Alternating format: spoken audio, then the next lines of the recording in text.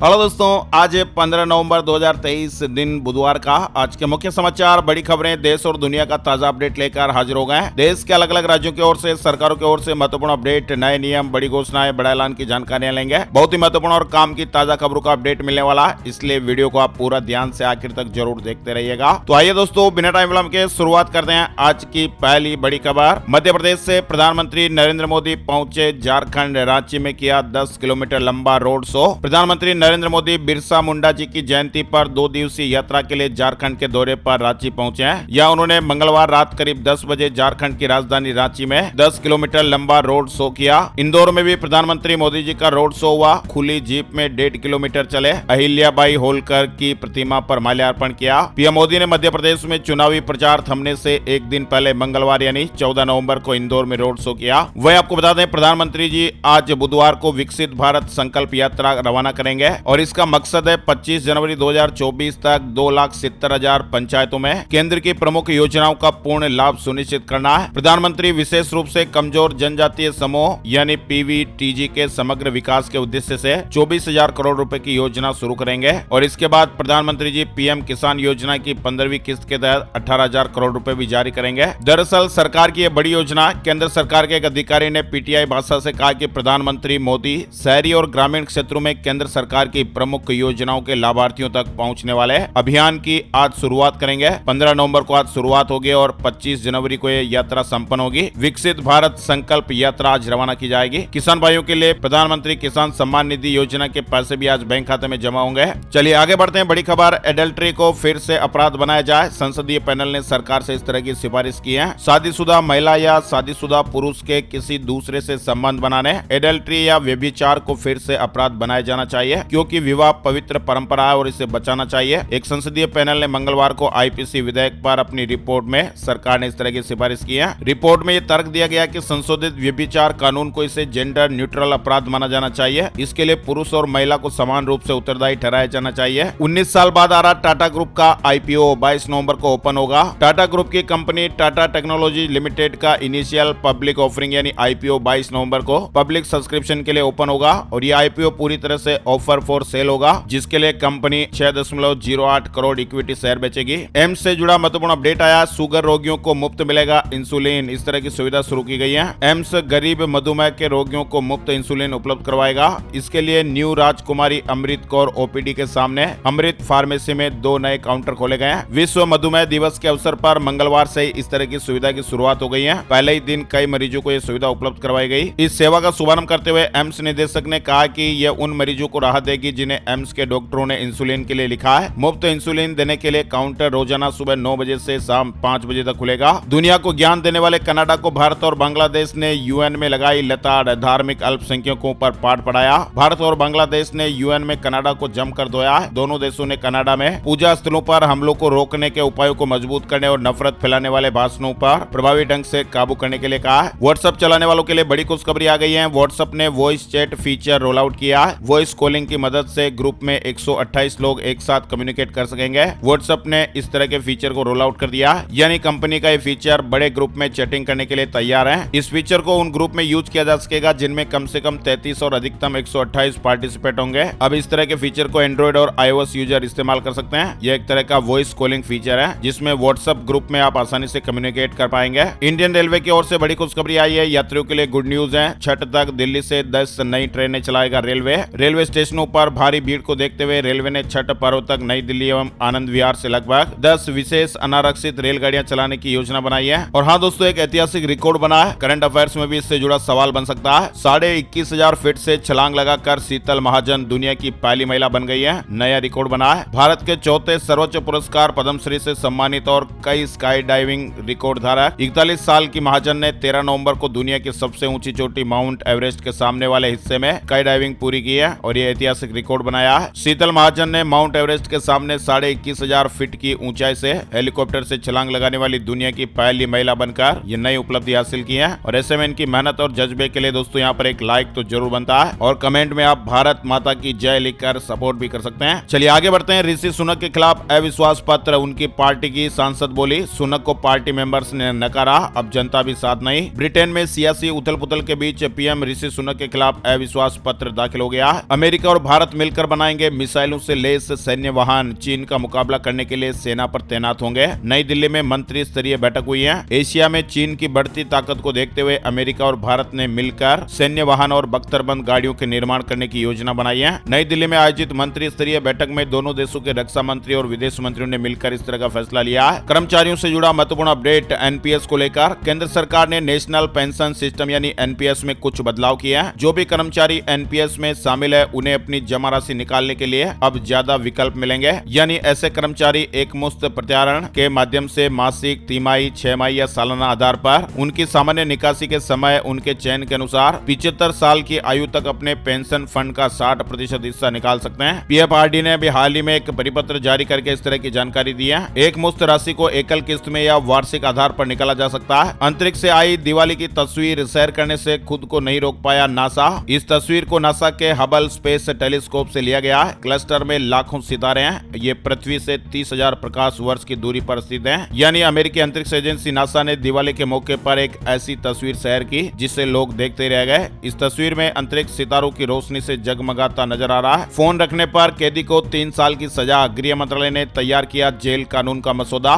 Jail में mobile phone समेत अन्य प्रतिबंधित वस्तुओं के इस्तेमाल पर पूरी तरह से लगाम लगाने के लिए सजा को और सख्त बनाया जा रहा है। इसके लिए नए कारागार अधिनियम मसौदे में कई प्रावधान किए गए हैं। हरियाणा में 4 नए फास्ट ट्रैक कोर्ट और खुलेंगे। ड्रग्स से जुड़े केसों की सुनवाई होगी। इन कोर्ट में नशे की दवाइयों से संबंधित मामलों की सुनवाई भी की जाएगी। पत्नी को तलाक दिए बगैर दूसरी महिला के साथ व्यक्ति का रहना लिव इन रिलेशनशिप नहीं। पंजाब हरियाणा हाईकोर्ट ने सख्त टिप्पणी की है। पंजाब और हरियाणा हाईकोर्ट ने कहा कि अपनी पत्नी को तलाक दिए बगैर दूसरी महिला के साथ एक व्यक्ति के वासनापूर्ण और व्यभिचारी जीवन जीने को लिव इन रिलेशनशिप या शादी जैसा संबंध नहीं कहा जा सकता। याचिका को खारिज कर दिया गया। उत्तर प्रदेश के 3600 से अधिक अस्पतालों में अब मुफ्त होगा इलाज। योगी सरकार का निर्देश। अब यूपी के प्राथमिक स्वास्थ्य केंद्रों यानी पीएचसी में भी आयुष्मान योजना के लाभार्थियों को इलाज की सुविधा मिल सकेगी। शासन ने प्रदेश भर की पीएचसी को योजना से जोड़ने के आदेश दिए हैं और इसके लिए निर्धारित बेड की संख्या के मानकों को भी शिथिल किया गया है। ऐसा होने पर पात्र लोगों को घर के और नजदीकी फ्री इलाज की सुविधा मिल सकेगी। आपको बता दें आयुष्मान भारत प्रधानमंत्री जन आरोग्य योजना के लाभार्थी परिवारों को 5 लाख रुपए तक सालाना मुफ्त इलाज की सुविधा दी जा रही है। तमिलनाडु के कई इलाकों में भारी बारिश हो गई है। कई जिलों के स्कूलों में तो छुट्टियां भी घोषित कर दी गई है। यानी तमिलनाडु के तटीय एवं अंदरूनी जिलों में भारी बारिश के चलते मंगलवार को विद्यालयों में अवकाश घोषित कर दिया गया। तमिलनाडु और पांडिचेरी के तटीय क्षेत्रों तथा कराईकल में 14 नवंबर को भी कई भारी से बहुत भारी बारिश होने का पूर्वानुमान है। आईएमडी ने बताया कि अगले 24 घंटे में दक्षिण पश्चिम बंगाल की खाड़ी और दक्षिण अंडमान सागर के ऊपर एक चक्रवाती परिसंचरण बनने के कारण दक्षिण पूर्व बंगाल की खाड़ी के ऊपर कम दबाव का क्षेत्र बनने की संभावना है। बिहार के किसान भाइयों के लिए बड़ी खबर आई है। अब शून्य ब्याज दर पर मिलेगा किसान क्रेडिट कार्ड का लाभ। 70वें अखिल भारतीय सहकारिता सप्ताह 2023 में इसकी घोषणा की गई है। सहकारी बैंकों से शून्य ब्याज दर पर किसानों को केसीसी का लाभ मिलेगा।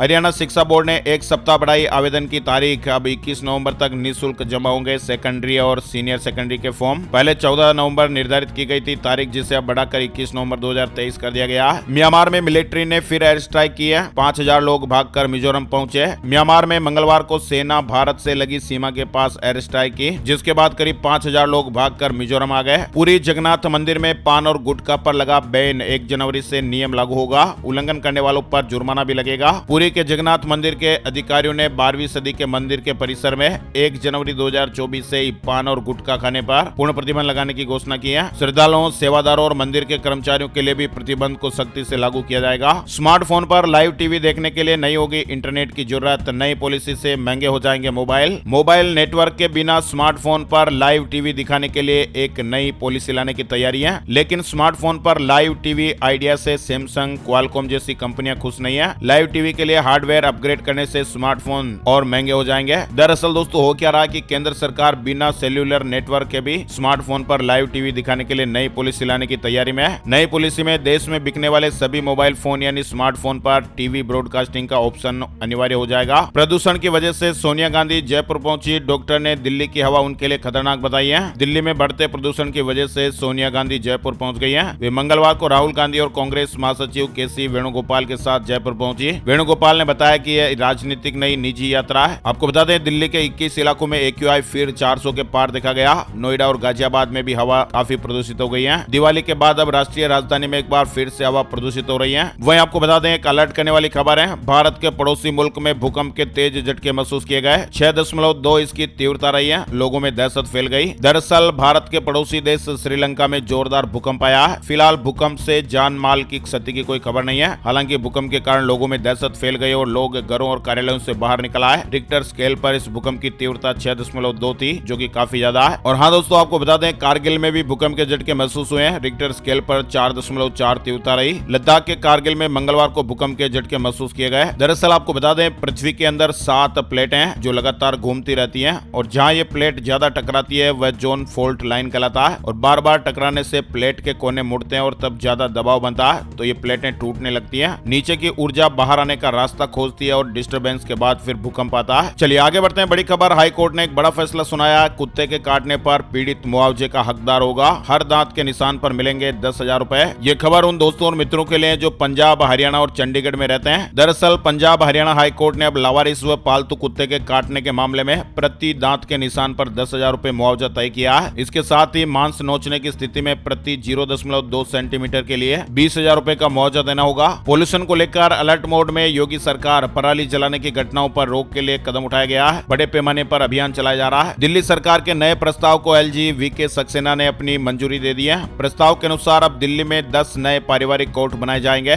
नए कोर्ट बनने के बाद राजधानी में पारिवारिक कोर्ट की संख्या 21 से बढ़कर 31 हो जाएगी। मध्य प्रदेश आगामी विधानसभा चुनाव के लिए पूरी तरह से तैयार है। सभी राजनीतिक दल राज्य की सत्ता के लिए पुरजोर कोशिश भी कर रहे हैं। बीजेपी और कांग्रेस की तरफ से ताबड़तोड़ रैलियां भी की जा रही हैं और इन रैलियों में तमाम तरह के चुनावी वादे भी जनता से किए जा रहे हैं। इसी के तहत केंद्रीय रक्षा मंत्री राजनाथ सिंह जी ने भी मध्य प्रदेश के जावरा का दौरा किया, जहां उन्होंने कहा कि बुजुर्गों और महिलाओं को राम के मंदिर के दर्शन के लिए अयोध्या ले जाया जाएगा। पार्टी सभी बुजुर्गों और महिलाओं को भगवान राम के दर्शन के लिए अयोध्या ले जाएगी अगर राज्य में फिर से दोबारा सत्ता काबिज हो जाती है तो। आईडीबीआई बैंक ने एफडी निवेशकों के लिए खुशखबरी दी है। स्पेशल एफडी में महत्वपूर्ण बदलाव किया है। स्पेशल एफडी में निवेश करने की डेडलाइन को बढ़ाकर 31 दिसंबर 2023 कर दिया गया है। इसके साथ ही एफडी की ब्याज दरों में मामूली बदलाव भी हुआ है। इजरायल और हमास से जुड़े अपडेट, 70 बंधकों को रिहा करने को तैयार हमास। इजरायल के सामने शर्त रखी है। हमास ने कहा कि अगर इजरायल गाजा में 5 दिन के लिए हमले रोक देता है तो 70 बंधकों को रिहा कर दिया जाएगा। इन बंधकों में महिलाएं और बच्चे भी शामिल होंगे। हालांकि हमास के इस प्रस्ताव पर इजरायल का भी कोई भी रिएक्शन सामने नहीं आया। एक स्टेशन एक उत्पाद योजना अब 27 राज्यों में 1037 स्टेशनों पर 1134 आउटलेट चालू हो गए। रेलवे की वन स्टेशन वन प्रोडक्ट योजना अब देश भर के 1037 स्टेशनों पर चालू हो गई है। वहीं उत्तरकाशी से जुड़ा अपडेट आपको मालूम ही होगा।